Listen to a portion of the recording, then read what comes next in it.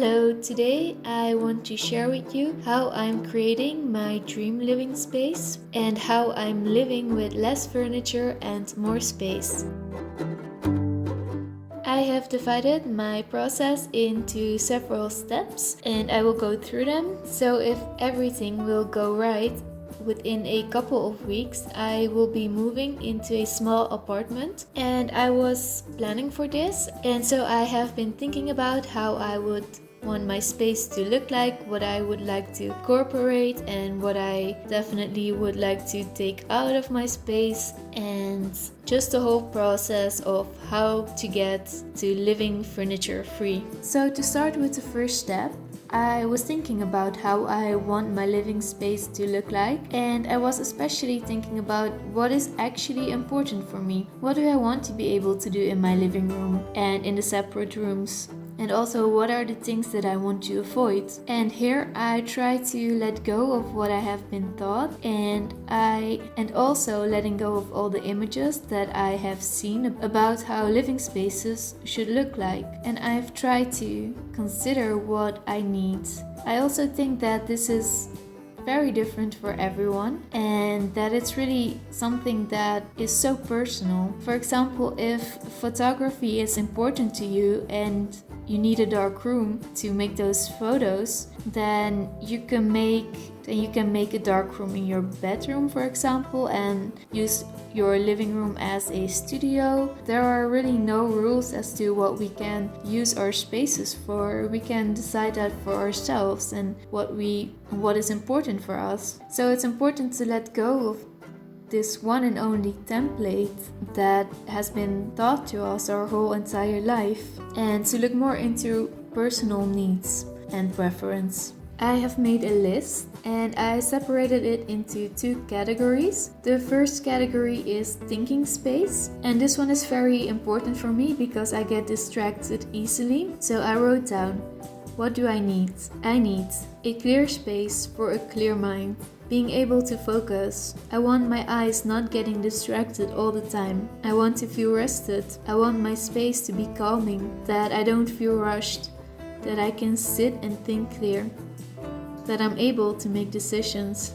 I want to feel less overwhelmed by life, less caught up in things needed to be done, and more doing what I enjoy. I feel like this is most easily possible for me when I have barely anything to think of or to take care of. I don't want to be living reactively, but instead proactively. I want to be able to rest and to recharge. The second category is practical. I want to minimize cleaning. I do not want to dust objects. I do not want to vacuum clean. Instead, I would like my robot to do it for me, and therefore I need to have as little as possible on the floor so that my robot can access it easily. This means I'd rather have things without standards and to attach them to the wall or the ceiling if that is possible. I want my space to be minimal effort to maintain it.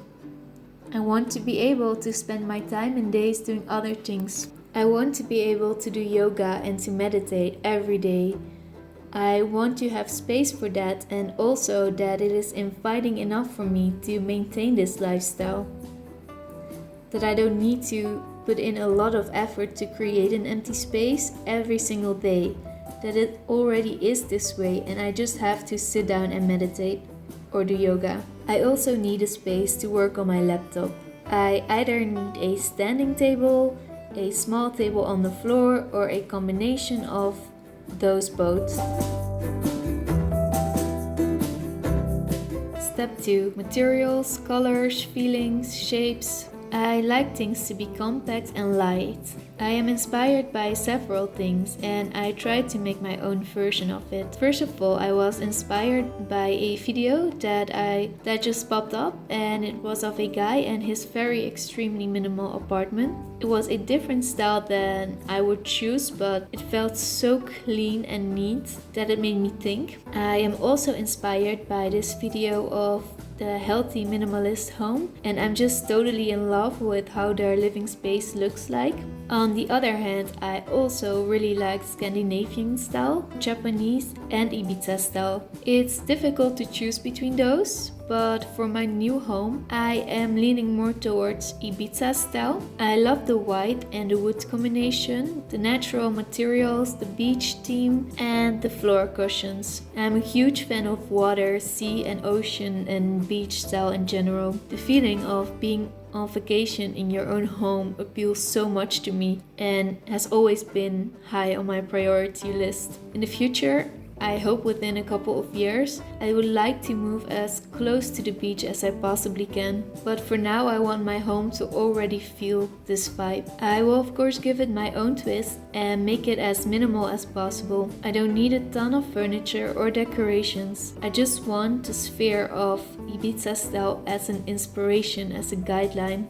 Other materials that are on my list are linen, jute, wood, rattan, and the colors white and natural colors, beige. 3. Mood boards. I have made a couple of different mood boards. I think mood boards can really help with getting things out of your mind and putting things next to each other, comparing it, and just having a bit more of a object view on it, to let it sit for a couple of days and to revisit it. So I think it's an important process. I think it can help in being intentional or setting intentional goals rather than just buying things that I maybe would regret afterwards. It just reduces the chance of that a bit more.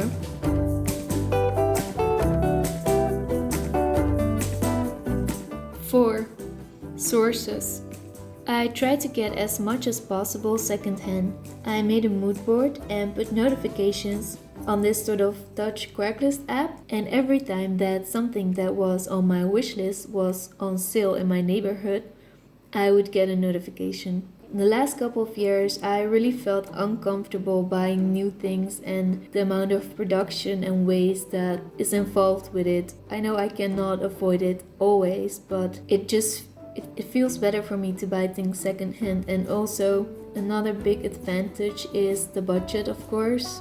I never felt comfortable spending more than 100 euros on some piece of furniture. I have this thing that after a couple days, when the newness is gone, I kind of get a little bit disappointed with almost everything that I buy, and I notice that the more money I spend, the more this feeling lasted.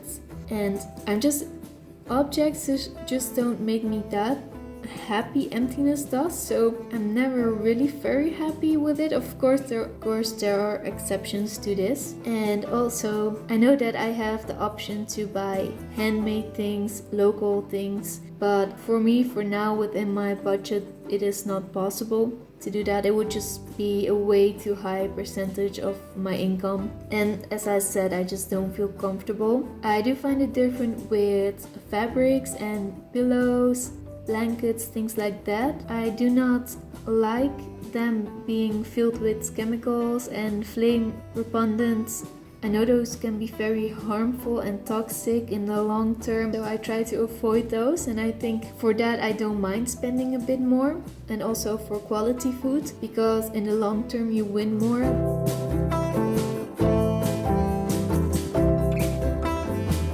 5. Trial and error. Even though I'm a big fan of thinking about things, reflecting on it, there's nothing that can give you more answers than just practically trying things out. And I try to be compassionate here and not to be very judgmental. I know that we can change. I know that things may turn out different in real life than they were on paper, and that needs can change, that taste can change, and that it's okay to go with the flow instead of living with something that does not feel good anymore. So this was my process. Of course, I'll have to see in real life how it will turn out. I hope you enjoyed it, and thank you so much for watching. I really appreciate it, and I hope to see you next time again.